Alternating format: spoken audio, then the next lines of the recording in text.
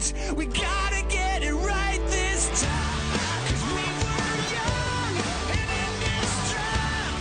Oh, gotta get it right this time.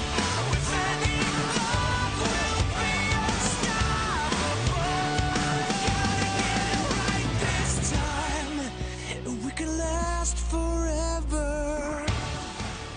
That's the new single, Gotta Get It Right, from rock supergroup Sixx AM, a band built of Motley Crue bassist Michael of Sixx, Guns N' Roses guitarist DJ Ashba, and producer, musician James Michael. And he's also the frontman. He joins us now. Good morning. How are you? Very good. I was saying to you in the green room, this is so in my wheelhouse. I am 80s hair metal all the way. I love it. I know, it's like Motley Crue and Guns N' Roses are all over my iPod. Great. How did you originally hook up with Motley Crue, or was it Michael of Sixx first? I originally hooked up with Motley Crue. I signed a record deal back in, I think, '99, and I signed to a label that Motley Crue was in partnership with. And right around the time they were getting ready to write and record a new record, so they asked me to come in and write the record with them. So that's how I originally met Nicky. We went ahead to write for a lot of different artists together. We just hit it off immediately, became friends immediately, and really struck up a great creative relationship. How do you write for a band like Motley Crue? Well, for every band that I write with, it's different. But with a band like Motley Crue that's just so notorious and has such a legacy and such a history, it's interesting. You kind of have to, it's a very psychological thing. You have to really figure out how to fit your way into a band. With a band like that, you know, I mean, all of us artists, we deal with insecurities, we deal with egos, and you know, that's just kind of the nature of the creative person.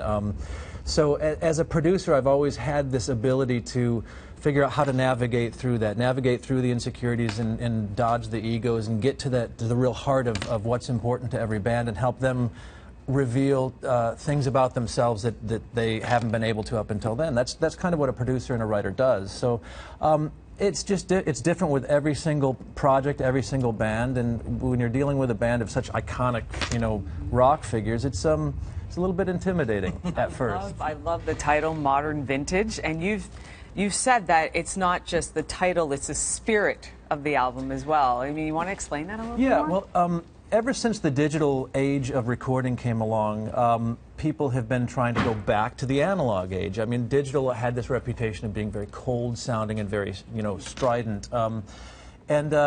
It wasn't so much that for us. That's kind of gimmicky to go back and record on analog gear. A lot of people do it. There's nothing wrong with that. But ours was more about the spirit of how records were made back in the 60s and 70s. When you go back and listen to, you know, bands like Queen or Elton John, David Bowie, just great artists like that, those records were they took you on such a musical journey. Every song was different. Nowadays, in the rock world, the perception of rock has become a little bit narrow. You know, what qualifies as a rock song. So we really wanted to kind of break down those barriers and go back and look at those fantastic rock records of that era, the records that inspired us as artists. And so that's what modern vintage means to us. It is capturing the spirit of how songs were performed back then, how songs were written back then, and that's the type of rock record we wanted to make with modern vintage. Speaking of performances, I love to watch when we got a guest, someone such as yourself, sitting here calmly talking, and then we see this kind of other person come alive on video. I mean, there's just so much energy being emanated from you when you're performing and making a video. Do you feel that change?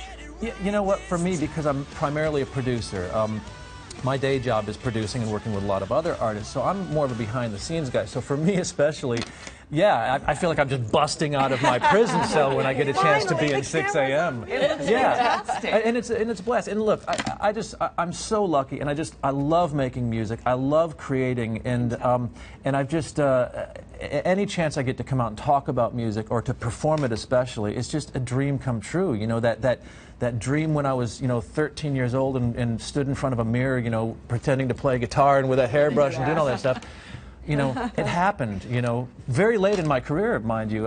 You know, I didn't have success with 6 a.m. until I had already established this kind of songwriting and behind-the-scenes career. So I thought I had put all of those dreams behind me, the rock star dreams. And then once it happened, I was like, oh man, I really like this. The stories are even better, right, yeah, when it happens later. Absolutely. Now, you talk about navigating egos, and you really do go from producing someone like, you know, Kelly Clarkson, Meatloaf, Motley Crue we mentioned. How do you do that? Do you spend time with them before you even start writing and creating a sound? Do you become their friend? How do you get to the heart of the matter? That's a great question.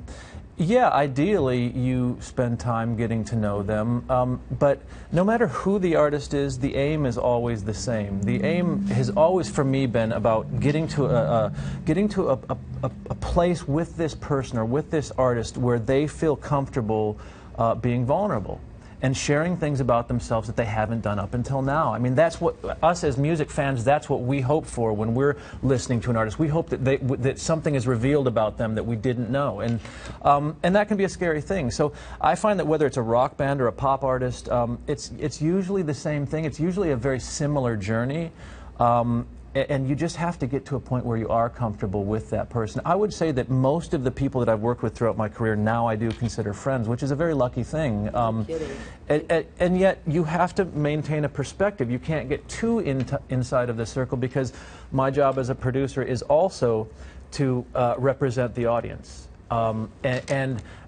We, as our egos as artists, will not allow us to hear ourselves the way the audience is going to hear us. We're only going to hear ourselves the way we really want to be heard, and sometimes that's not the same as how the audience hears you. So it's always a different journey. It's always a fascinating journey for me, and like I said, I've just made incredible friends. It's amazing that you can navigate the egos and all of that sort of thing. Modern Vintage is released on October the 7th, but you can pre-order it at 6ammusic.com. James, Michael, thank you so much. Thank you.